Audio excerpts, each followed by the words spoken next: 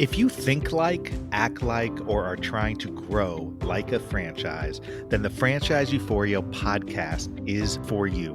Hello and welcome, everybody. Josh Brown here, and I created this podcast for one main goal: to help people who are trying to grow their business through franchising or franchise-like structures. I've been practicing law now as a franchise lawyer for many, many years, and I've seen it done the right way and the wrong way.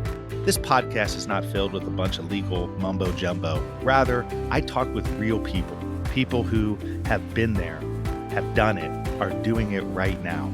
And I also dive deep into specific topics related to franchising. So if this is of interest to you, you are at the right place. So on today's episode of Franchise Euphoria, I'm thrilled to welcome back Jamie Izaks. Jamie is the president and one of the founders of AllPoints PR, which is a PR and marketing company out of Chicago that focuses exclusively on working with emerging franchisor companies. And so he has a lot of experience in helping new and growth-minded franchisors work their way through a growth strategy. And as part of this series on the enduring franchise system, I really thought Jamie would be a perfect fit to do a deep dive into identifying the marketability of your franchise system, which is all part of that acronym DAMS, the data analysis, marketability, and scalability of your system. And so there's nobody I could think of who can come on and do a better job than Jamie in talking through what that means for different franchise system, as he has lived it and breathed it and done it for so many years now with a ton of different franchise groups. So hope you enjoyed this interview with Jamie. Hey, Jamie, how's it going? It's great. We're loving the winter. You sound just like a typical Chicagoan in the middle of the winter time in a blizzard. I feel like it's been a perpetual blizzard for the month of February.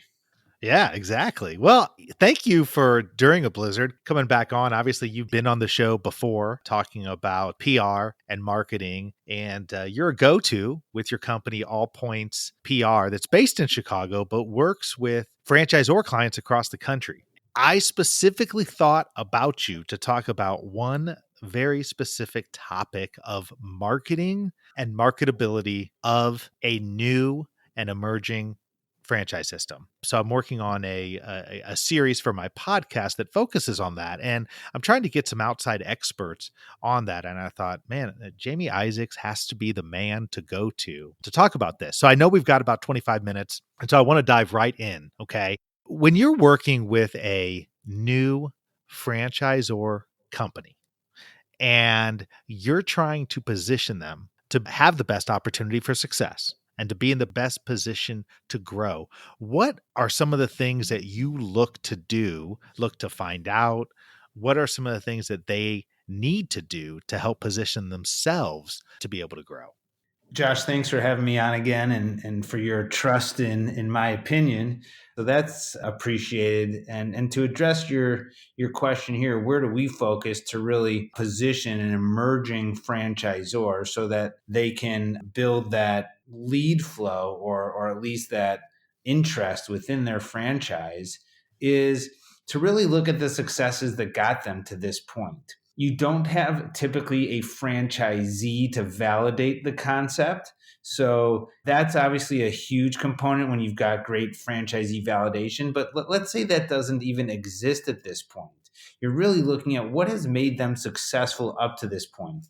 And typically that's going to be a loyal fan following in their initial market, whether that's a B2C concept or a B2B concept. So you can lean on that type of marketing to get some validation because it means that they're in demand by their client base. So you think about those kind of opportunities to turn to their client base.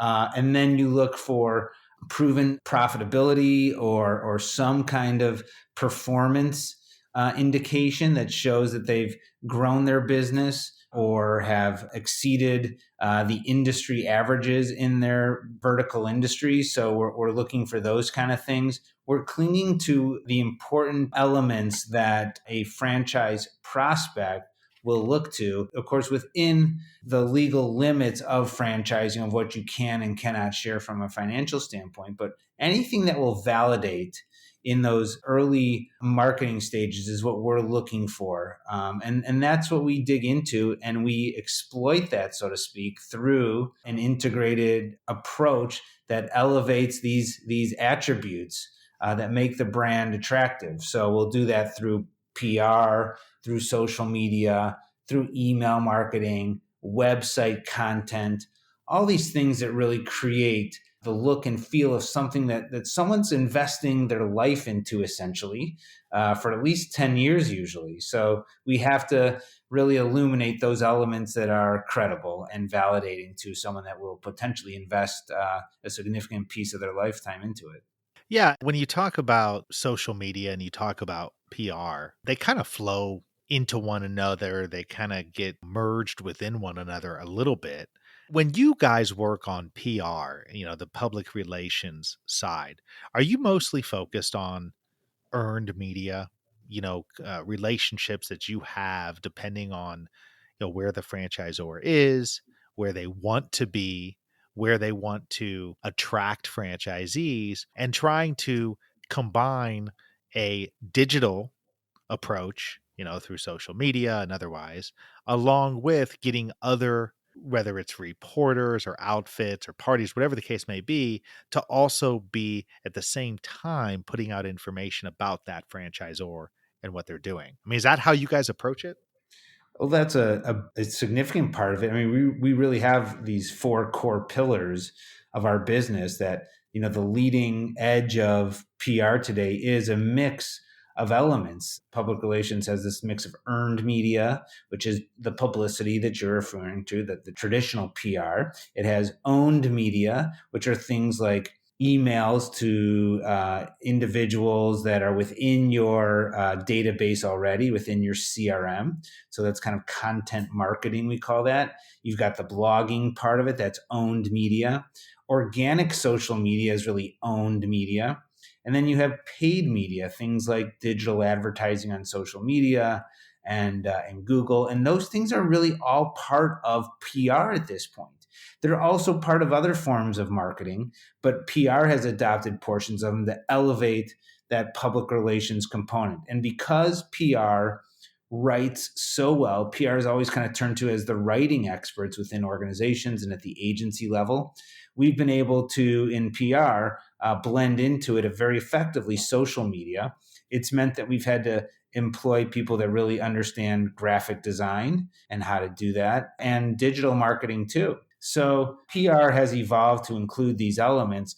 And for an emerging concept, their ability to look and talk the game is extremely important, right? And that's kind of what I was trying to get at with my initial answer to your first question is you've got to show this brand that you're emerging into franchising with as a very credible business that will draw a demand from whatever your market segment is.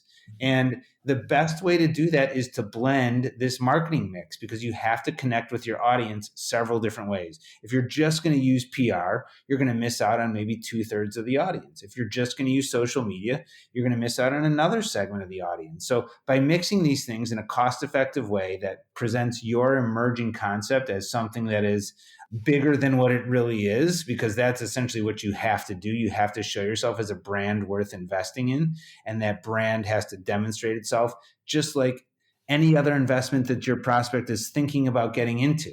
So it has to look the part, and that's what mixing these things does. And that's what I'm referring to here, Josh, is it's not just about PR, it's about all these things coming together in franchising to create the perception of something that's worth investing your livelihood into. I mean, what are some of the biggest things that you see that businesses that either are trying to become a franchise or have already become a franchise and now they're trying to grow? What are some of the biggest things that you see that are the mistakes that they're making, at the outset? Because we all see them. You see them all the time, and you just kind of go, "Man, I wish they could have tweaked this, or they could." You have to see that all the time with the businesses that you're working with. I think it's trying to do the things that I'm talking about without really having the budget and infrastructure to do it. Yeah, those are two problems, right? I mean, you got to address that. Right. I mean, what do you do about that? But franchising is filled with ambitious entrepreneurs, which is why we all love it, right? We love it because of the ambition that's there, the excitement that comes from building something from the ground up and creating a brand that could potentially expand coast to coast, north to south, and then into new countries too. So that's what kind of energizes all of us in franchising. It's these amazing success stories that started typically from someone's kind of passion project and turned into a brand that the nation Sure. believes in. So that's why we do it. But far too often, entrepreneurs that delve into franchising don't have the human capital within their business to handle the growth, and at the same time, don't have the financial capital to fund what it takes. Franchising is the long road. It is not a get rich quick scheme. Once some entrepreneurs get a taste of success, they think this thing is franchisable, whatever it might be. And then they, believe and kind of drink their own Kool-Aid without getting the proper guidance to build the infrastructure. And good or bad, they look into franchising. They get someone to help them franchise their business. They build an operations manual, and then they try to sell the franchise. And oftentimes they do, but they're just not built to sustain it. How do you assess a market? I mean, one of the things I always like to focus on and speak to a little bit is that in order, at a baseline, for you to have any shot of being successful as a franchise, you've got to have a provably viable system. And the way that you get that is through looking at the data, through analyzing the data. You're gathering the data, analyzing the data. You have a clear idea of what your market is or what your marketability prospects are. And then you have a way or at least an approach to scale it.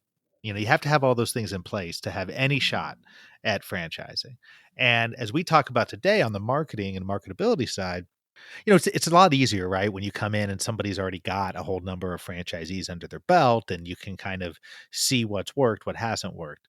But when you're looking at a blank canvas, Jamie, I talk to a lot of people who, if they're not registered in certain registration states and they want to avoid those for the time being, they say, well, we want to market this everywhere else.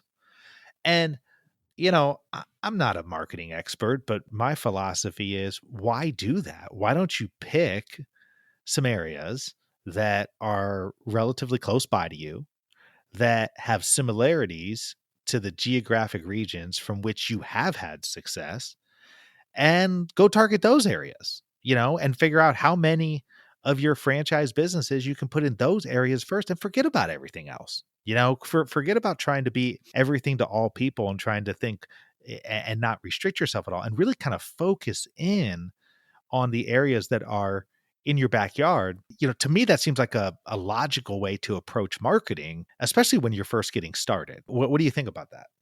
So here's where I can differ a little bit in that opinion is, so think about the number of people that can afford to franchise financially. All right. And that number gets even smaller when you think about the number of people that have the operational capacity to do a franchise business, whatever it might be. And then, slice it even further when you consider, those that even want to do it, right? So, I mean, it's an infinitely smaller number than marketing, a product or service, whatever it might be, to find someone to Sure. sell a franchise to. It's a needle in a haystack, essentially. As long as you have distribution, if it's a product, or let's just say, if your business requires products, as long as you have distribution and no barriers to that distribution, I think the wider you can go, the better, if you have distribution and support available. And businesses are finding all these new ways of supporting franchisees through technology. So that's getting easier right now in terms of selling your franchise into territories that maybe you hadn't thought of before. We've seen restaurants achieve this in new ways now too, with ghost kitchens and kind of community kitchens. So it's like the barriers to expansion are actually coming down. Now, you do have some distribution issues that still create some barriers. Now, when we talk about marketing, why I think the bigger the audience, the better, is because of the audience. It's so small. It's such a small franchise audience in reality. Now, that audience fluctuates a little bit depending on the economy, right? When the economy tanks, people get into franchising a bit more because they want to grab hold of their destiny. When the economy is thriving, franchising doesn't shrink all that much, but it might shrink a little bit because people are very happy in their jobs. But the desire to franchise one's business and to restrict it geographically to, let's just say, a neighboring state, a neighboring county, a neighboring town, I think is becoming less and less important because of technology that's facilitating training, facilitating smaller boxes, so to speak, to operate a business. And when it comes to marketing it, the franchise opportunity into a wider area, digital makes that more affordable and possible. So I love the wider the audience, the better. But you do have these issues that I don't disagree with at all, which come down to training and distribution and policing a little bit your brand because you don't want to threaten the meaning and equity of your brand. It's a difficult question, but from a marketing standpoint, when you're talking about the needle in the haystack, I'd rather have a bigger audience, to be honest. See, this is why I'm having you on, man. Because I mean that makes a whole lot of sense, and it goes against a little bit, obviously, what I was saying for sure. But I think it makes a whole lot of sense in terms of the use of technology. But tell me this, and this may tie into the scalability side into an area that goes outside of marketing, but I think they go hand in hand. Your job as a marketing and PR company, and you helping the clients, is to get this out to as many people as possible who fit the bill, right?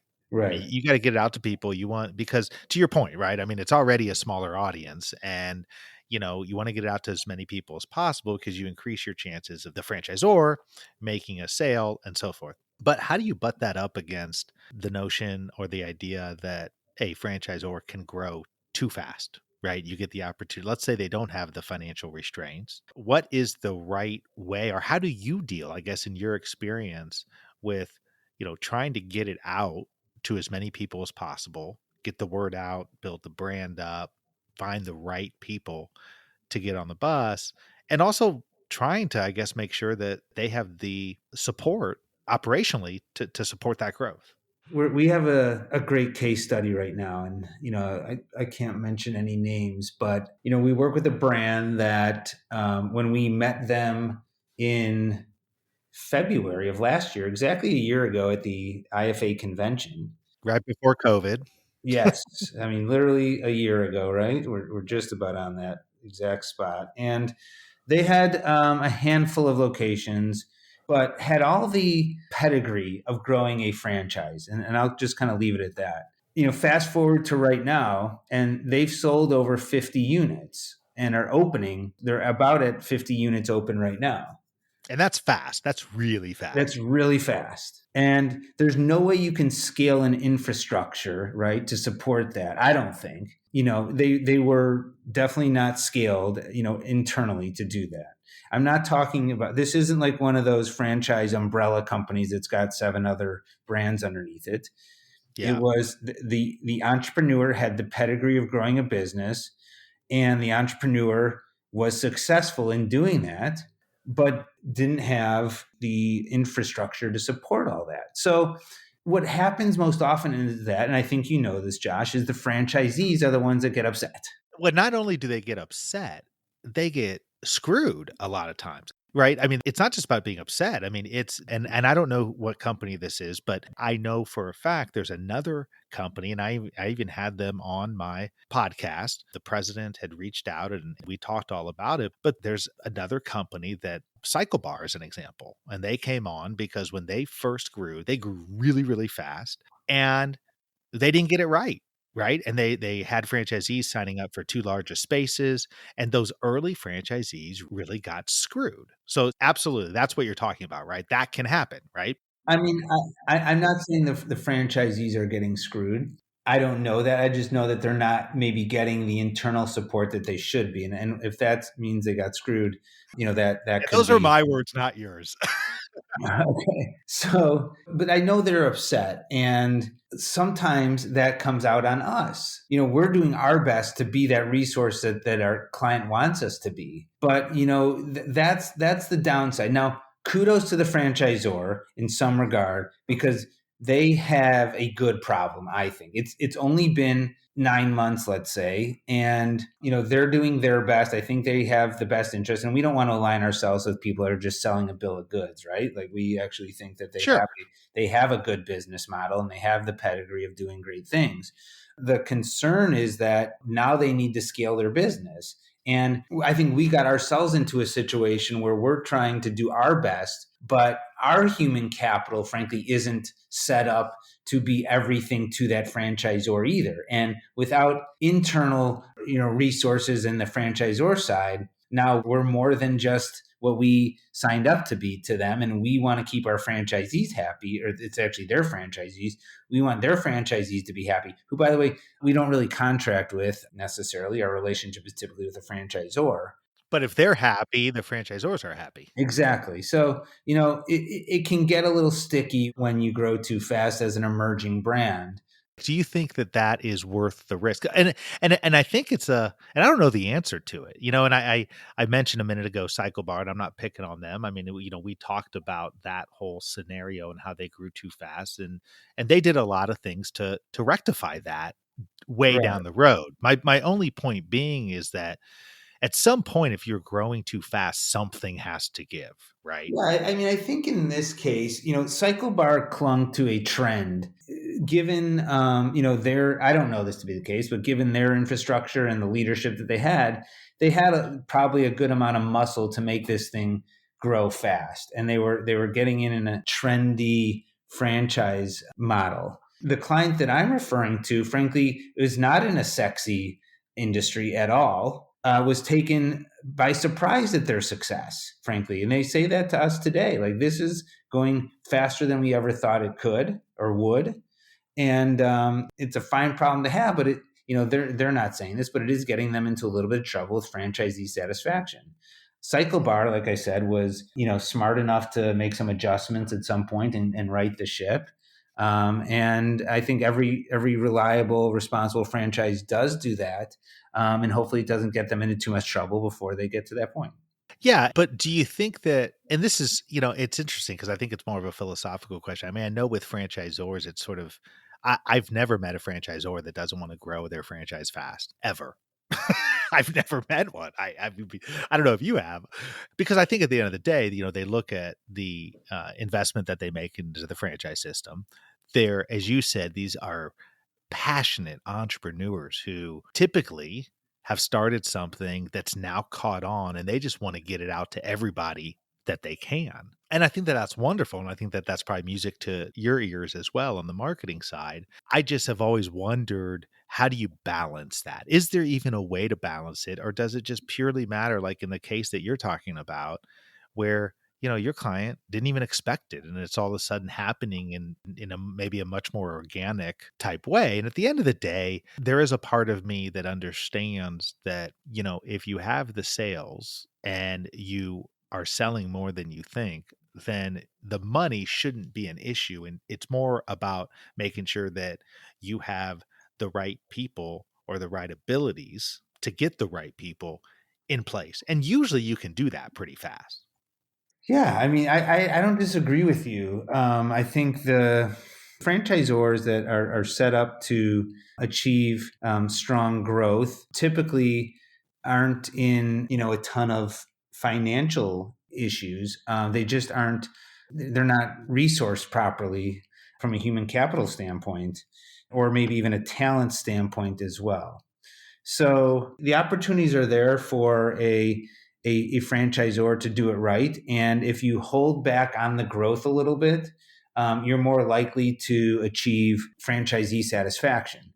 It's up to a franchisor to really decide, do they want to put their foot on the pedal early and then make up, for some upset franchisees, or do you want to keep it steady and in control? I don't know the right answer to that, to be honest with you, Josh, because you don't want to miss the opportunity either. It also depends on what your goals are, because sometimes the goal is literally to build it up to attract VCs and Right. other investors, and of course, if you wanna do it that way, your goal is you wanna go as fast as possible. Right. If you have no goal of that, right? If your goal is, "Hey, I just wanna build this thing up and, gonna pass it on, keep it in the family," sort of that thing, then maybe those goals change, right? I mean, it Yep. just all depends on what you're looking for. I wanna ask you something because I know we may be over here by a minute or 2, but if you got another couple minutes, I think you'd be perfect to answer this sort of last question that I think is important. Marketing, we always think about, when you're working with a franchisor, I think the average person might think, "Okay, you're just literally working on big, large, national or regionalized campaigns." But talk a little bit about the importance of grand openings and how you can leverage marketing through the franchisees to help build the brand. Where you sort of have a combination of national branding efforts versus very localized efforts for that particular franchisee, if that makes sense. I mean, any momentum that's happening within a franchise system creates an opportunity to promote the franchise opportunity. You have to do it in a way that doesn't cannibalize the interests of the franchisee, right? You don't want to steal their thunder in that moment. So the opportunity that the grand opening presents is utilize it to promote the franchise in the local market by strategically getting that word franchise into some of the communications, whether it be a press release. Train your franchisee even to talk about it as a franchise investment. It kind of offers the opportunity for the news to discuss that this was a story of someone's transition into franchise or expanding their portfolio in franchising. You can create talking points for that. Maybe the franchisor has an opportunity to be interviewed also to tell the same thing. And then from a franchisor standpoint, you use this opening in trade media, in franchise and restaurant trade media. So you have a lot there to take from the opening to expose this as a franchise. You can utilize this as a launching pad for other forms of marketing too. Franchisees in most cases want to see the brand grow too. They want to see other franchisees in neighboring towns, in other parts of the state, and eventually in other parts of the country. So, in an emerging concept, especially like we're trying to talk about here, they love seeing other franchisees open up. So, in most cases, if handled right, you can discuss it with the franchisee to talk about their experience in the opening and process to becoming a franchisee and the whole build out, if that's what it is, whatever the opening process was like. Talk about that, get them to discuss their experience and about the type of professional background that they bring to their investment now. And that gives a ton of opportunity to talk about franchising and give that idea to other individuals who see themselves just as this franchisee within your franchise system sees herself or himself. And I can tell you, we have had many franchisors tell us that that kind of story, just like that, helped them sell franchises and got a ton of great leads because a story like that ran in their local newspaper or ran in trade publication and then provided a platform for many other types of marketing tactics to take shape. I think that's a really good point, and I think that being that the franchisees who come into these emerging brands where perhaps they're the first franchisee or maybe they're, the first handful, they have to be going in with their eyes wide open too, right? And they understand that part of that interest is an opportunity that is a bit more risky than going with a franchise that's been around for a long time, just like with any business, right?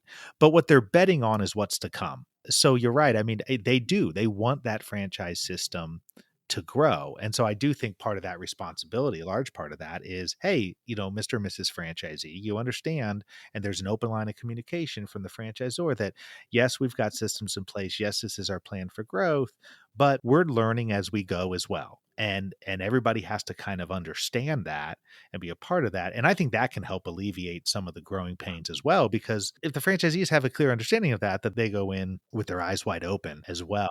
Yeah, I mean, getting in early has a lot of benefits, especially from a marketing standpoint. You're going to get a ton of attention, and you're the reason why other people may invest in the franchise That's right. because you're going to be a great validator for the concept. So we always, from a marketing standpoint, talk to our clients about let's make sure this initial group of franchisees is given the Cadillac of marketing right now, because not that future ones will get any less of an effort, but it's a different type of effort when they're brand new and it has other intentions. So we understand that and talk a lot about that with our clients, and they get it too. Frankly, it's a pretty clear understanding about the importance of new franchisees in a smaller franchise system, and how to give them a really special experience because of what that means to your franchise brand. As a final question to you, Jamie, before you go, in your ideal world, when would a client come to you? I mean, when would these new franchisors come to you so that you could be in the best position to help them succeed? I mean, I know it's certainly got to be somewhat case by case, but how soon, either after they're turned into a franchise or before they fully become a franchise, does it ideally make sense for them to reach out to All Points PR? It depends on the infrastructure, to be honest with you. We don't want to be the reason why, if a franchise is coming in on kind of like a shoestring budget and they don't have a reasonable franchise offering, we don't want to be their only platform for expanding their business. Sure. It's not a good position for us to be in. Emerging franchisors come from in a variety of shapes and sizes, right? Like we're working with one right now that's actually been in business for 20 years. They're an emerging franchisor, but they have 20 years of success behind them. That's a fine relationship for us because they've got infrastructure, they've got a significant business, they have dedicated a whole division to taking on franchising now. That works really well. But for a brand that doesn't have any sort of history and no business starting to franchise, that's a very difficult client for us, and one that is not ready for us, frankly, because they don't have a proven system at this point, right? And I'm sure you've like the importance of proving your concept out over a number of years usually is needed in order to franchise. We want to see a proven concept that has a somewhat significant infrastructure to work with us, to work with the implications of our work, which is bringing them high quality leads in many cases on the franchising side of our work. And so that's kind of what we're looking for, and how we would advise an emerging brand towards working with us or not. Well, thank you so much, Jamie, for coming on again, spending a little bit of time this evening with me. For anybody who wants to learn more about the case studies, you guys have tons of case studies on your site at Yeah. allpointspr.com, allpointspr.com. You got the case studies, you got tons of information about what you guys do and charts that show how you work with the franchisors. And I highly recommend people reach out to you. So thank you for sharing your expertise. Yeah, we just wrote three more case studies. We wrote three more case studies last night. So You did. um, Nice. I don't think they're posted yet because we got to put them in graphic design now. But the writing's been done, and they're great stories of how our work makes very meaningful differences in our clients' businesses. Well, that's fantastic. Keep up the great work, and thanks so much for coming on. All right, Josh. Thank you.